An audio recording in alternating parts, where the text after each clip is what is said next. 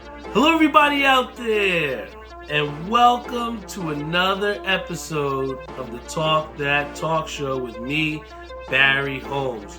We are here for our 209th episode of the Talk That Talk Show.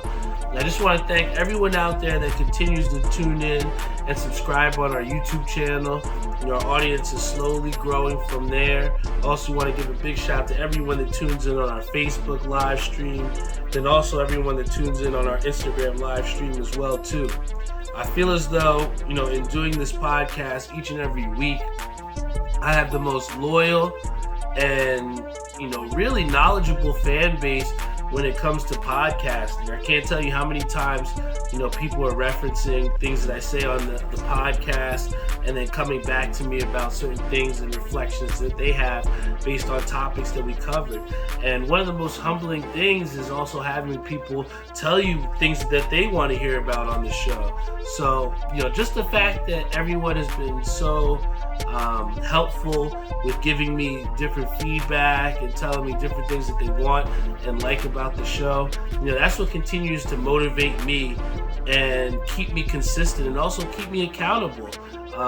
You don't really get to 209 episodes without some sort of sacrifice. And there's definitely been times where, I've been tired, or for example, the Celtics game's about to come on right now that I want to watch.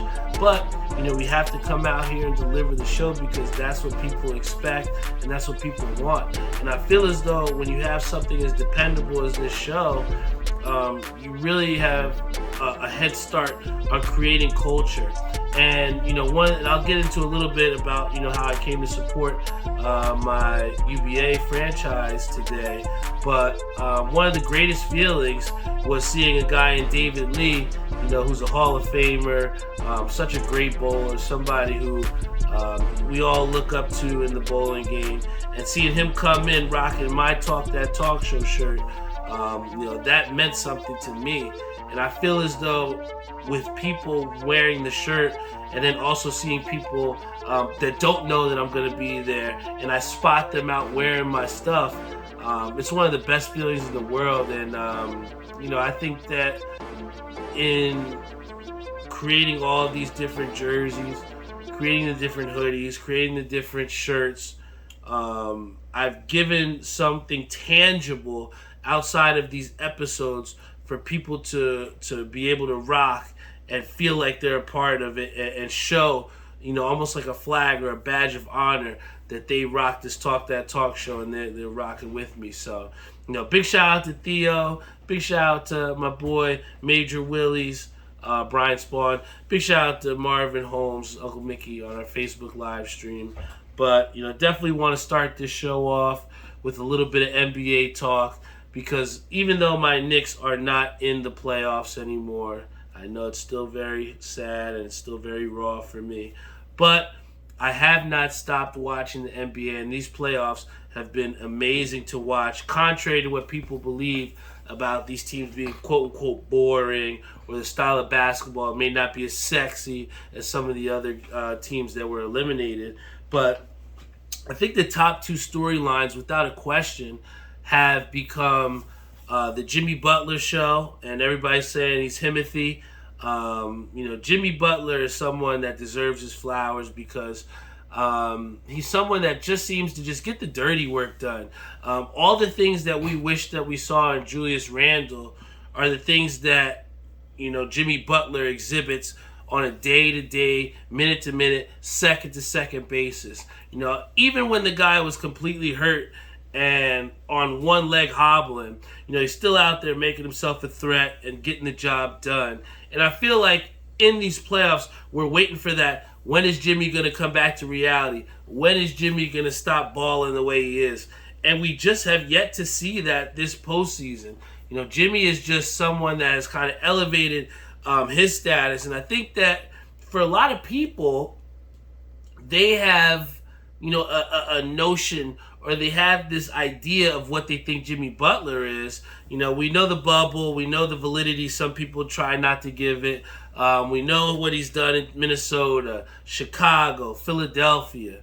But here we have a real chance for him to truly prove himself. And I think that Jimmy Butler in trying to get that quest to get back to the NBA Finals, has almost solidified his legacy within the playoffs. I mean, if you look at that Heat team on paper, I mean, they lost their first play-in game, you know? Nobody was looking at this Heat team and thinking they were championship contenders.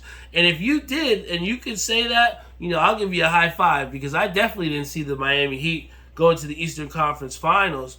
But really what the Eastern Conference has kind of shown you is that amidst all the talent that is in the East, that Eastern style basketball of, you know, gritty, tough, physical basketball and effort has elevated the Miami Heat to the position where they are. But then when you go to the Western Conference side of things, it's easy to think just how great Nikola Jokic is and just how great that Nuggets team is. But I think the biggest story from the Western Conference, and I'm not going to give the Lakers any shine right now, because when you're down 0-3, you don't deserve any shine. But the person you got to give the most shine to is Jamal Murray. This guy had all the capability and all the look at Lonzo Ball, somebody who struggles to get back on the court from his knee injury. And we see how sometimes knee injuries can affect athletes to where they're not performing at the highest capabilities anymore. And then we see pay cuts. Then we see production declines. And sadly, we see some of our favorite athletes be on the forgotten list as the new wave comes in. And what we saw from Jamal Murray was an absence from Jamal Murray. You know, a lot of people may have forgotten how great he was because of the time that he took off. If you look at ESPN, there's a great, I think, quote or something in there where Malone, their coach, says that Jamal Murray was a little bit reluctant to think that he was going to stay with the team. He was like, I'm damaged goods. You sure you want me? And they still had the belief within Jamal Murray to keep him around and still make him a cornerstone of that team. And when you look at the NBA as a whole, and you look about just how a lot of teams are built, you know, a lot of times it's built through the draft, you know, it's built through trades, and sometimes you get it right and sometimes you get it wrong.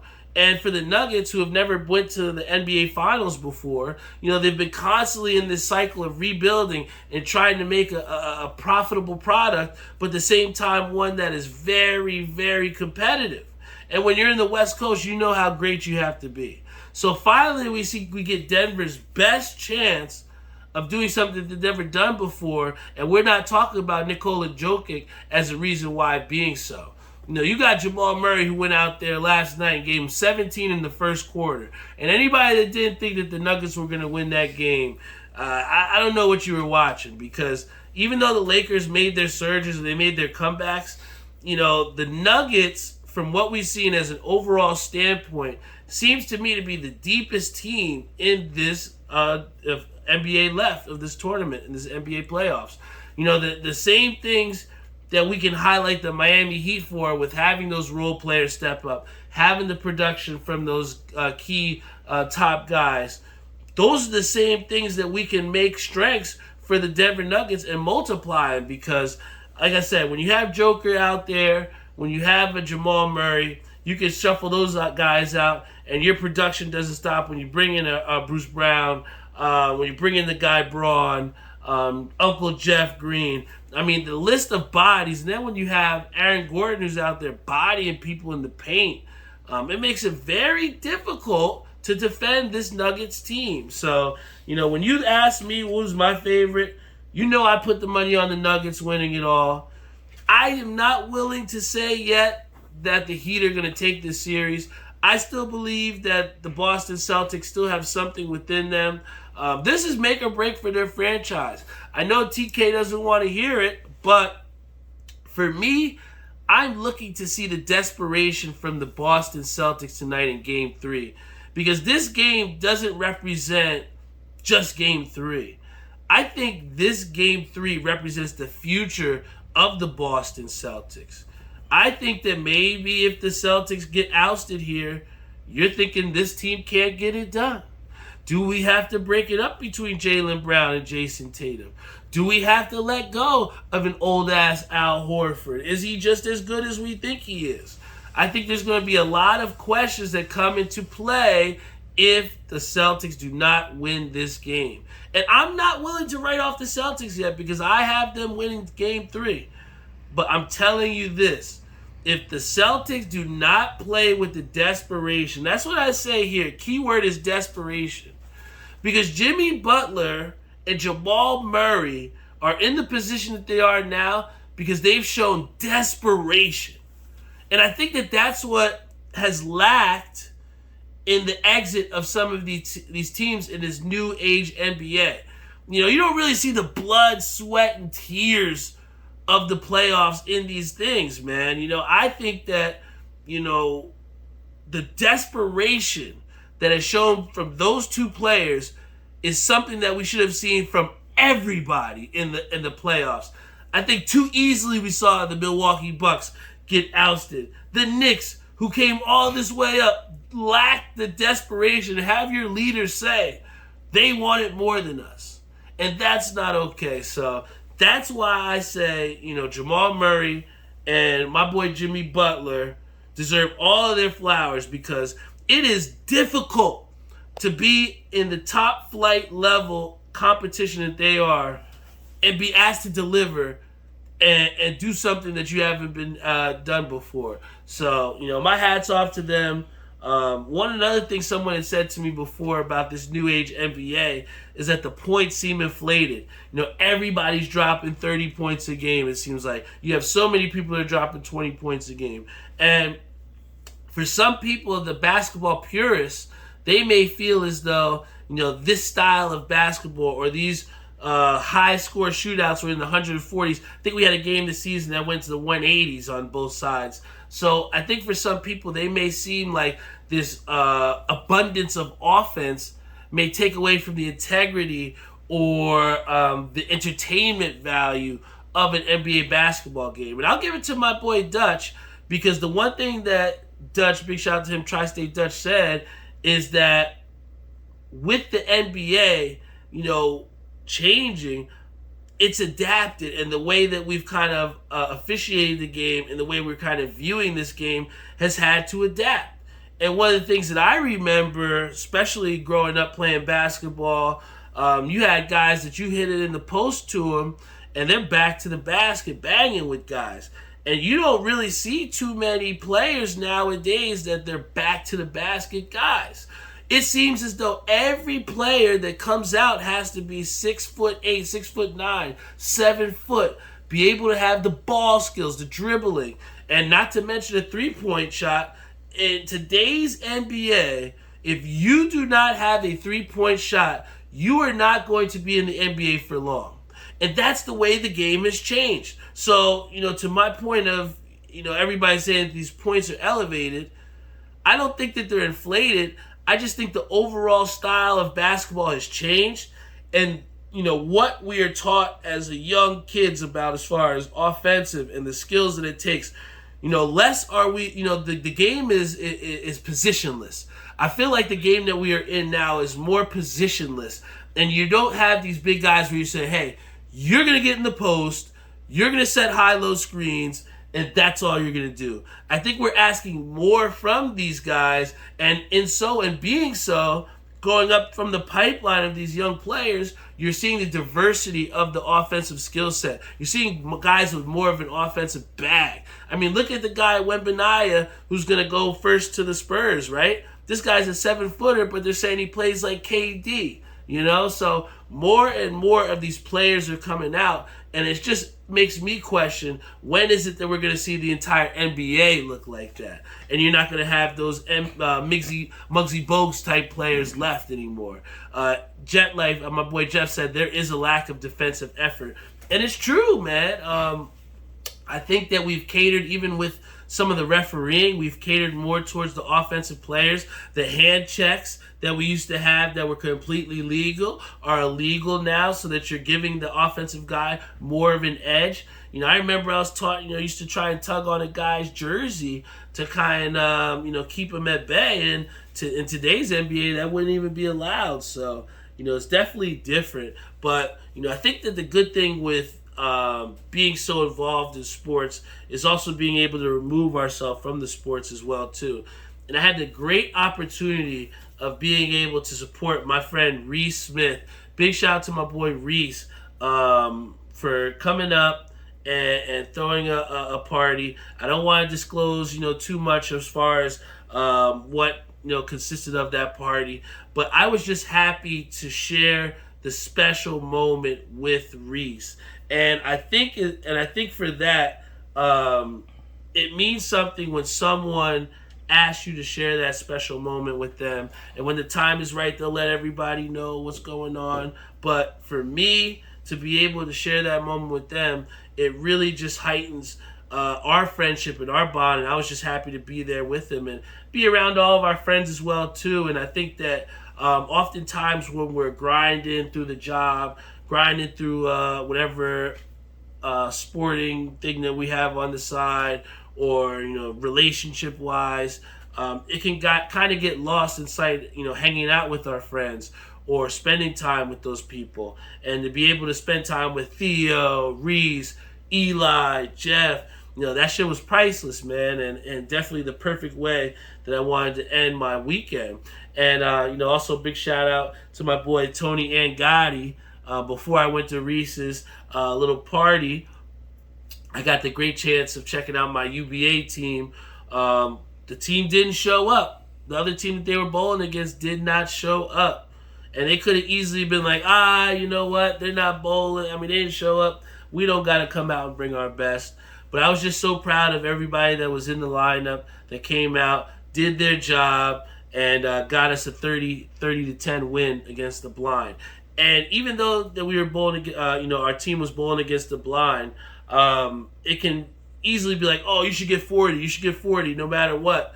But it's very difficult to go out there and bowl against the blind when you have like a set number that you need to achieve, not only you personally, but as a team. So I was just happy with the way that the team DIY handled that. And then also for Gotti, for that team to not win their game against the blind the first game, and then for him to respond shooting 300 in game 2, that's the shit that we're talking about as a franchise with us trying to do.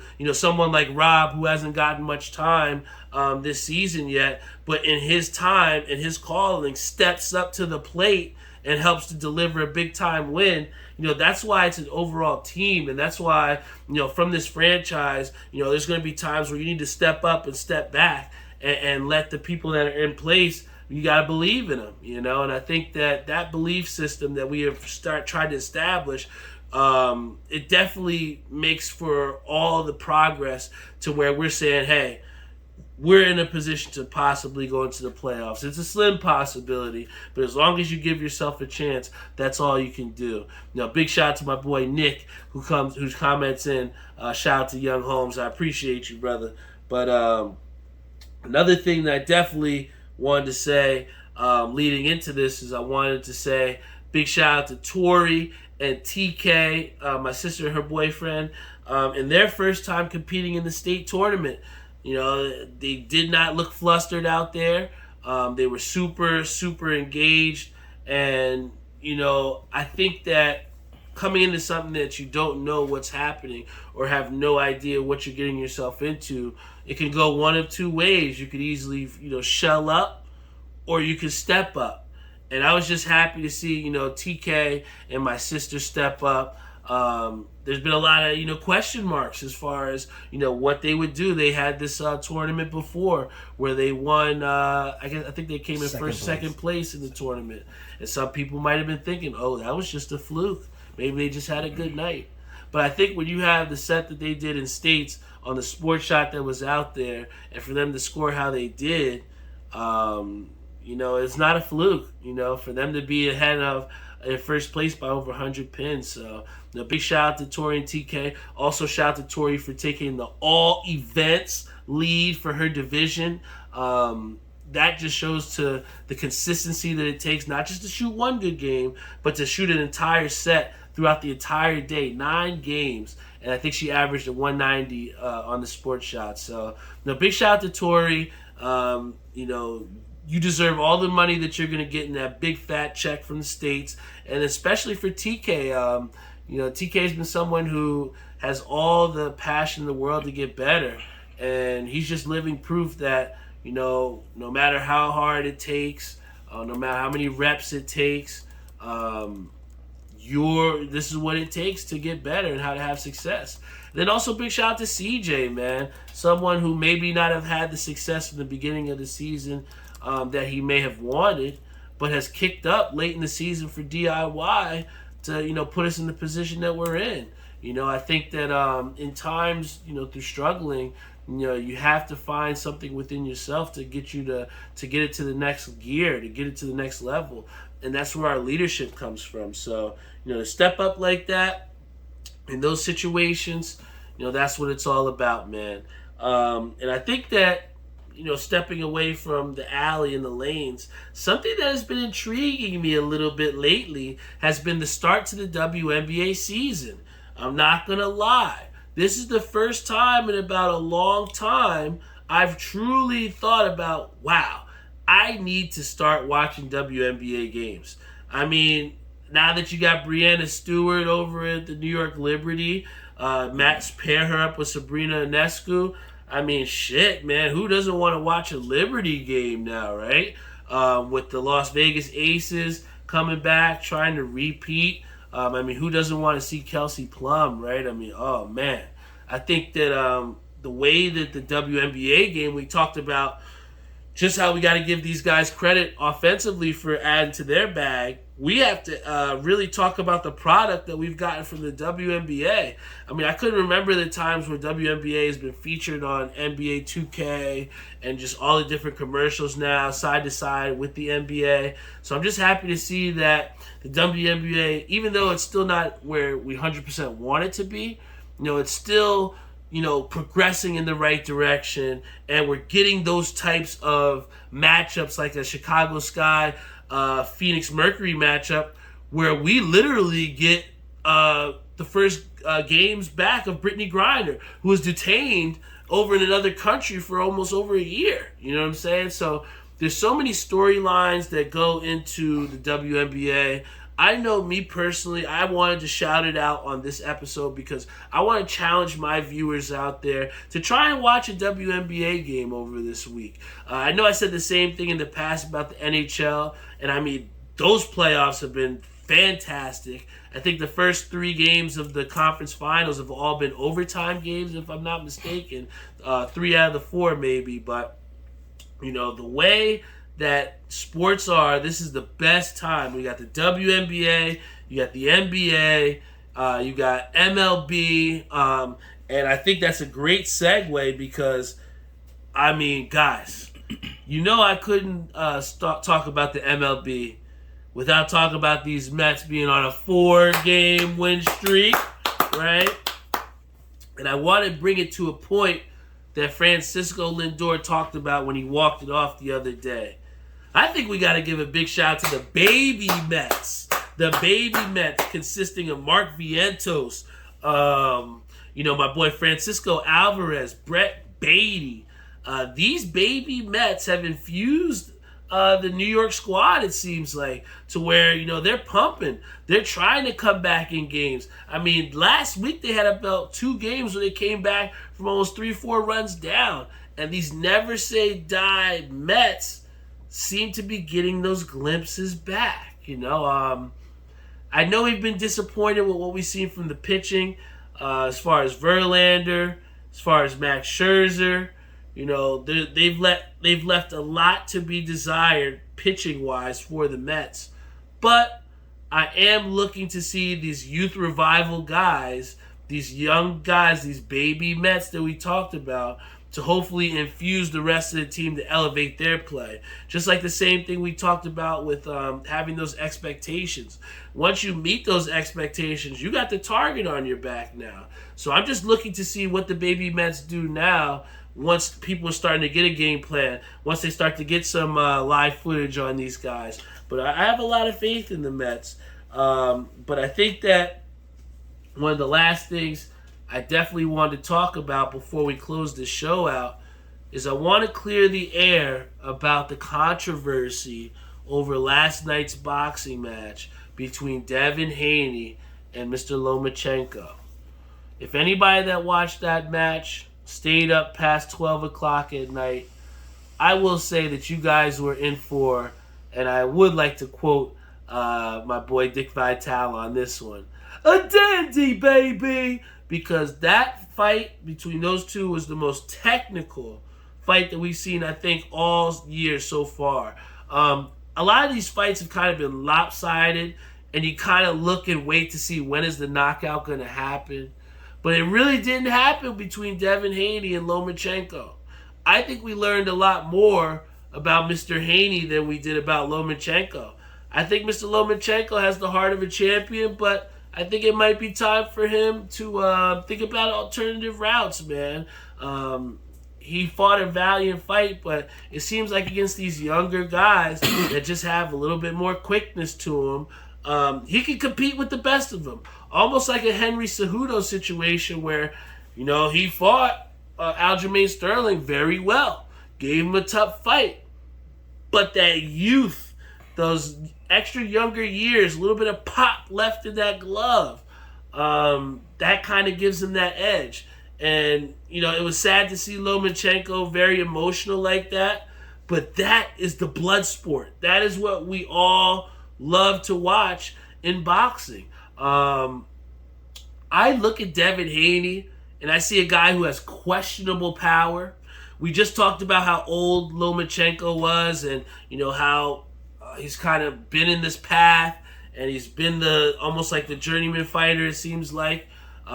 Lost a couple of his last fights. But when you think about it, right, when you have a Lomachencko who now loses Devin Haney, Devin Haney's kind of really forged his way and forged a path to almost a crossing of the Titans.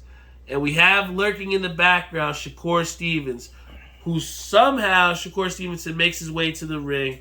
And we have a little spectacle like we had at UFC with them trying to sell the fight between now Shakur Stevenson and Devin Haney. And I will say this, Shakur hasn't fought the most top tier of guys too.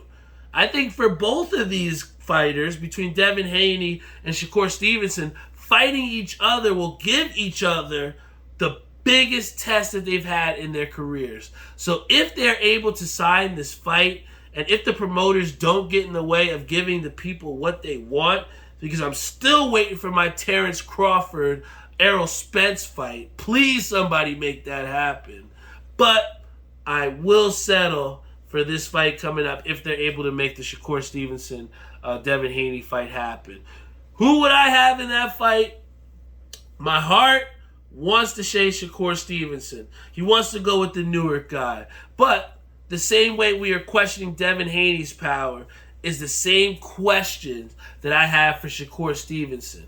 These guys are both two technical fighters, and if you want to leave shit up to the points, as we can tell before, you never know what type of judge you're going to have out there. So I really look for knockout power, and I see Tank as this guy who has shown that devastating and life-changing power. But I've yet to see that from a guy in Devin Haney. I've yet to see that from a guy in Shakur Stevenson. So that's what I'm looking for in these next couple fights. If you're not fighting the top tier guys, you better start knocking some dudes out, alright? That about does it here for the Talk That Talk show. Once again, I want to give a big time shout out to my boy John Green, Brett Shanker, Terrence Brown, who have tuned in on our Facebook and Instagram live stream. You guys are all the reason why I'm able to come out here each and every week and give you guys an episode of this Talk That Talk show. I love what I do. I love giving you guys now 209 episodes and pretty much telling you everything that's going on in here and how I'm viewing and perceiving everything that's going on out there.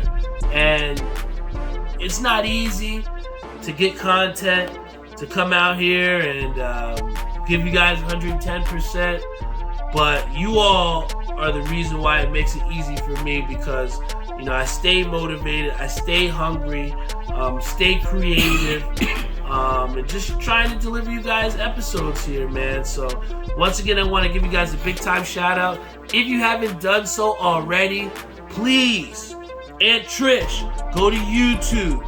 Go to Talk That Talk Show. Go at Talk That Talk Show.